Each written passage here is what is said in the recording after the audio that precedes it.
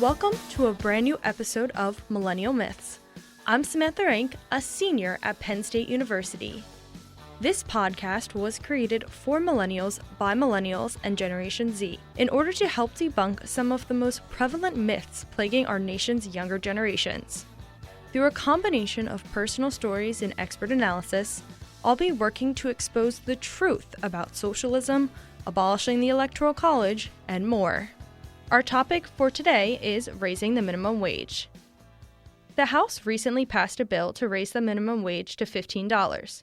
Senator Bernie Sanders, alongside many other leading liberals, such as New York Congresswoman Alexandria Ocasio-Cortez, has become a very vocal advocate of the fight for 15. Here's what the senator had to say about today's topic. I think most people are aware that for the last 40 years, the middle class of our country has been in decline. That in Vermont and all over this country, we have people working 2 or 3 jobs. We have people working 50, 60, 70 hours a week just to put food on the table, just to make sure that their families can live with a modicum of dignity. And the reason for all of that is that wages in the United States of America are just too low. And the time is long overdue for us to raise the minimum wage, which is now at the federal level $7.25 an hour, which I think under any definition is a starvation wage. We have got to raise the minimum wage to a living wage, and what we are here today to say is that living wage is $15 an hour. Despite Senator Sanders' reasons, is a $15 minimum wage feasible? What would the impact be on the economy, the consumer? I asked people around Washington, D.C. if they believe we should have a $15 minimum wage, whether or not it would impact the economy and the consumer, and much more. Do you support a $15 minimum wage? Yes. Yeah. Yeah, sure. I do, because a lot of people that have those jobs, they need the money for their families and all that, so I definitely agree with that.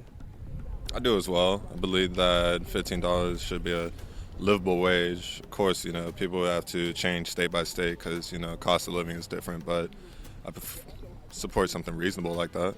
Would a $15 minimum wage help or hurt the economy? I believe that there's going to be growing pains with it, of course, but at the end of the day, you put more money into the pockets of families, you put more money into the pocket of consumers, and everybody wins. Just give it like 2 years maybe. I'm not really sure. I think it would kind of help because it would just get more money flowing and more people would be able to afford to live. I think it would help the economy.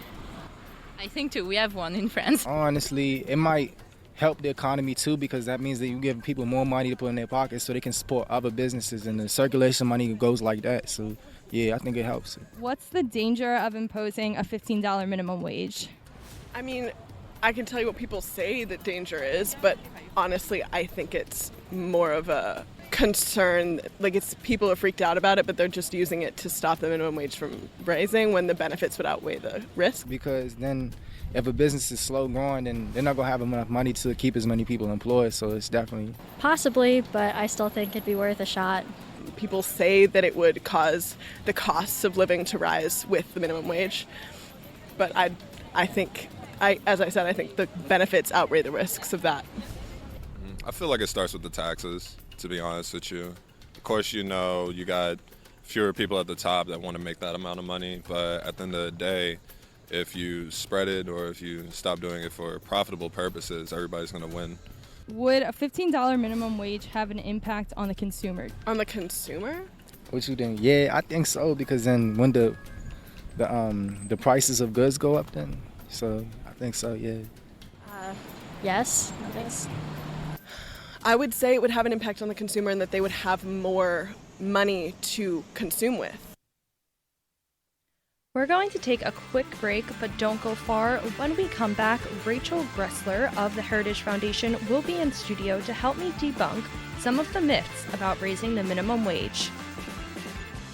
If you're tired of high taxes, fewer healthcare choices, and bigger government, it's time to partner with the most impactful conservative organization in America.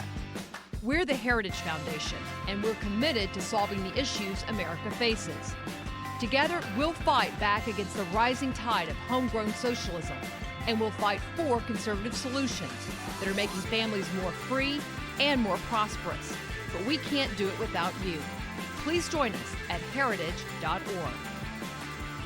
I am now joined by Rachel Gressler, a research fellow in economics, budget, and entitlements at the Heritage Foundation. Welcome to the show, Rachel. Thanks for having me. As I mentioned earlier, the House recently passed a bill in favor of a $15 minimum wage. While it's unlikely to pass in the Senate, what would the impact be on the economy? Well, a federal minimum wage would end up hurting the economy in the long run, and some of the primary reasons of that is that it's going to reduce jobs. A lot of people would lose their jobs. You would see some that have higher incomes, but then those who don't have a job have no income at all. And also you have to think about what would a business do to respond to these higher wages they have to pay. This is more than a doubling of wages for particular business owners. They're going to have to raise their prices. They might be investing less in capital. They might cut back on the hours, cut back on the number of workers. Some of them are going to have to close their doors altogether. So in the end, what you end up with is a smaller economy and lower family incomes for everybody. What demographic would likely be impacted the most by a $15 minimum wage? Well, what a $15 minimum wage does is it imposes a survival of the fittest labor market. And so the people who are most impacted by it, most negatively impacted, are those who aren't able to produce $15 per hour. That's the equivalent of $38,000 in costs for an employer to pay that wage plus federally mandated benefits. So you end up pushing people out of the labor market that have the least experience and the least skills. Maybe they have a disability or they can't yet communicate in English. Those are the people that get shut out.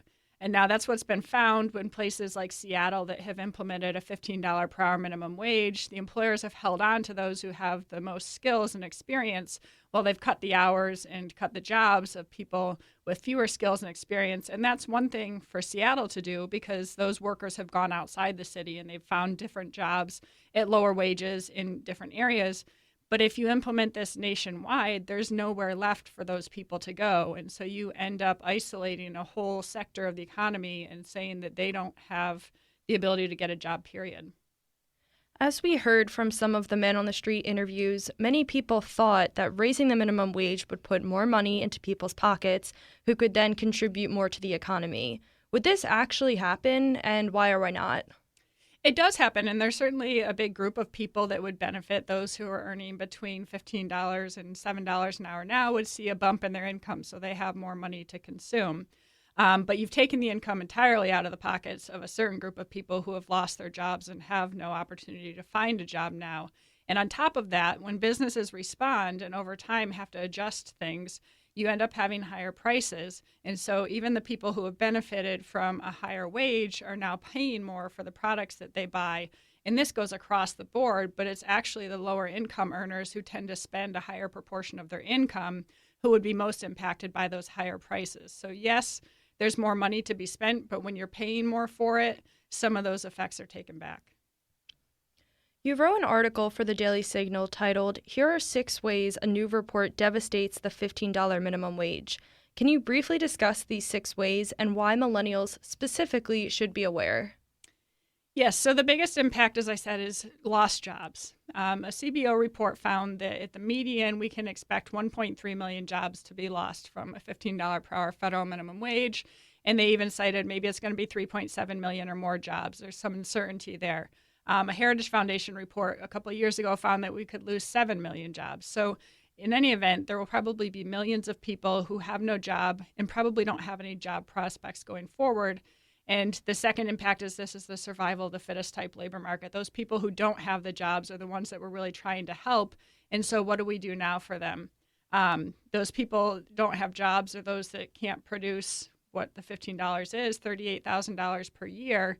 And then if you're a business and you have certain jobs that were previously done, say it was a $20,000 per year job, now you're going to have to reevaluate. And so this is going to lead to more automation. I saw this firsthand at my local McDonald's and Sam's Club in Maryland after the legislature overrode the governor's veto of a $15 minimum wage and went ahead and enacted it.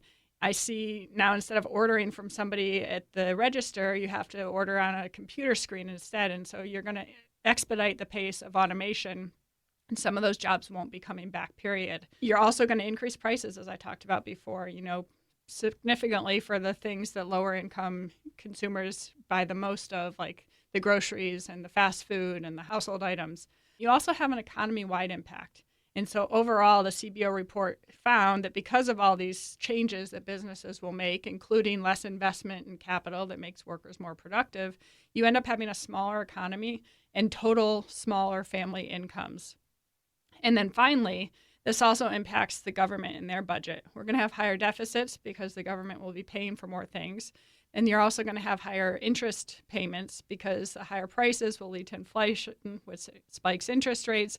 And so overall, you end up in a very worse situation than if we were to try to address people that have lower incomes. How can we help them to become more productive? Because it's really becoming more productive that makes them be able to produce more and earn a higher income. When the government comes in and tries to impose those wages artificially, they don't end up doing good to those people and to the economy. It's better to say, how could we help you to get the education and the experience that you need to become more productive? I couldn't agree more. And on that note, we are going to end today's show. Rachel, thank you so much for joining me. It's hard to believe this is the last episode of Millennial Myths, at least for now. Thanks to all those who have listened, and if you enjoyed this podcast mini-series, please leave a 5-star rating or comment on iTunes, SoundCloud, or wherever you get your podcasts. Until next time, I'm Samantha Renck. Millennial Myths is executive produced by Samantha Renck, script edited by Lauren Evans and Daniel Davis, sound design by Samantha Renck. For more information, visit heritage.org.